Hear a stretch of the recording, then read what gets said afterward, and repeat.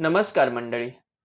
आज आपण मनी आणि अपॉर्च्युनिटीज कशी निर्माण करावी हे जाणून घेऊ.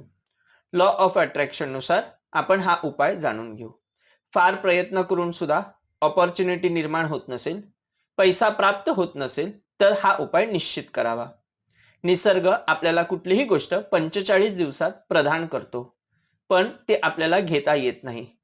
ती निसर्गाकडनं कशी प्राप्त करून घ्यायची हे जाणून घेऊ. एका पांढऱ्या कागदावरती निळ्या पेननी 3 वेळा प्रथम धन्यवाद लिहून आपलं वाक्य लिहून पुन्हा धन्यवाद लिहावं. उदाहरणार्थ, मला अमुक कंपनीमध्ये 45 दिवसात नोकरी प्राप्त झाली आहे.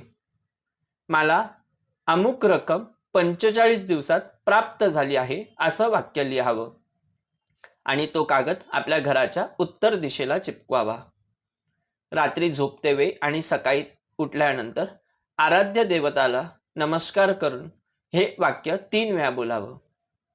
हे करत असतेवेळी आपल्या आराध्यावरती आणि नैसर्गिक ऊर्जावरती, कॉस्मिक एनर्जीवरती विश्वास असणं फार गरजेचं आहे.